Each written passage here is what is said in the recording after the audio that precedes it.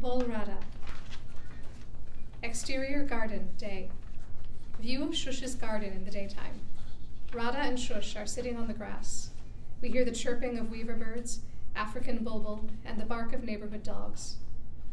Radha's eyes are exaggerated with an eyeliner pencil. Exterior garden, day.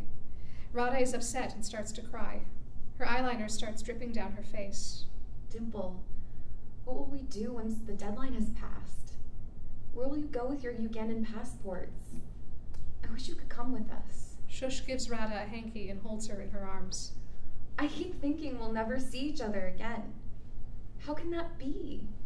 I can't bear it. No one knows what's going to happen. Don't be sad, my honey. It'll all be fine. I've written something for you. Would you like to hear it? Of course. What is it? Shush takes out her notebook, and as Radha is lying there on a blanket in the garden, she starts to share the letters she's been composing.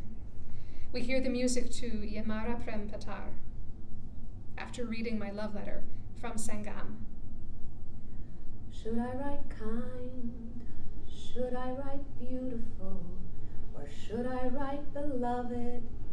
I'm not sure what to call you in this letter. I don't know how she does it, writing such beautiful words. After reading my love letter, don't get upset. You're my life, you're my devotion. Interior bedroom, day. We see them together inside on Shush's bed. Shush is holding her in her arms and continues to hum the song. We hear the music in the background. They kiss. Shush wipes the tears on Radha's face. I cannot say goodbye to you today. I'll finish the letter and give it to you tomorrow. Let's meet at Christos at 1100. Shush is also weeping, and after hugging, they part. Exterior streets, day. Unruly police are everywhere. The feeling on the streets is eerie.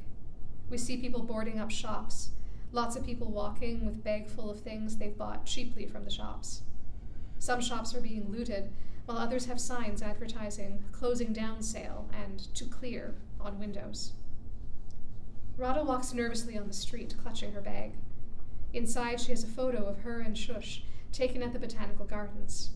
Her heartbeat is racing, and sweat pours down her face. She stops to check she has the photos with her. Interior bakery, day. There are a few customers at Christos. A waiter shows her to a table and asks what she wants to drink. His manner has changed to being abrupt and impolite. She orders a coffee. There is very little for sale on the counters. Owned by Indians, the place is starting to close up. Interior bakery, day. She keeps looking at her watch, trying to keep her composure. She's sweating and clasping her hanky for comfort. We see 3 empty cups on her table. The waiter starts clearing the tables and put chairs on the tables. It's almost closing time. She pays and leaves, breaking down as she hits the streets. Exterior streets, day. Radha walks back home, fast and with purpose, sensing the danger. She's unable to contain herself, and the tears just keep flowing down her face. On her way, she passes queues of Indians outside the Ministry of Commerce and Industry, and outside the bank there is a long line of men and women snaking around the street corner. Some are smoking, while others are reading the newspaper, filling out forms, or chatting amongst each other. Exterior streets, day. Further along, she also passes a blind busker sitting on the pavement. Men are moving sugarcane and other produce on bicycles, while African women clad in bright-colored kangas, wraps, carry bananas on their heads. Exterior, day. A sunny day in equatorial Africa. Interior, house, day. Lada and Yogesh walk through the house in total silence. Bulging suitcases wait by the front door. They also have sweaters and blankets to carry. One by one, they say a tearful goodbye to Dembe, who is now upset and crying. Yogesh gives her an envelope with money. Shiv hangs onto her and also starts to cry. They hug each other. I want you to come with us. Why can't you? Toto Wango, Toto Wango. She finally lets Shiv go. They pack up the boot of the taxi that is waiting downstairs. Dembe waves them goodbye. We see Shiv look out of the back window, waving goodbye. Lada and Radha also shed tears. Exterior, taxi to airport, day. The drive to the airport seems to take forever. There are many taxis and buses along the way. They pass roadblock after roadblock, manned by soldiers. Everyone is tense. Exterior roadblock, day. The taxi is hailed down at a roadblock. A soldier who looks hardly 22 years, smoking a cigarette, points the gun at Yogesh, who's in the passenger seat, and shouts, "Get out, all of you. Open up the boot. Take out the bags. Let me see what you have." What is he gonna do to us? Please, God. They randomly check the bags, throwing stuff out like confetti.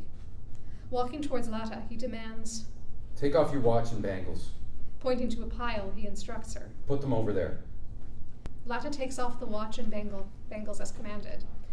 They quickly put the things back into their suitcases and back into the boot of the taxi. They're all quiet and scared of what may happen. Yogesh quickly ushers them into the car. Clouds are starting to gather. "Drive faster, man. We cannot be late." The taxi driver starts getting irritated and impatient. I cannot go faster. Do you want me to leave you here? Yogesh sighs. Lada puts her hand on his shoulder to say, "Leave it." Interior, exterior, airport terminal, day. They arrive at the airport, which is chaotic and throbbing with families. Young children, older people, babies. The noise inside is deafening. Everywhere we see suitcases and boxes. On the PA system, we hear announcements.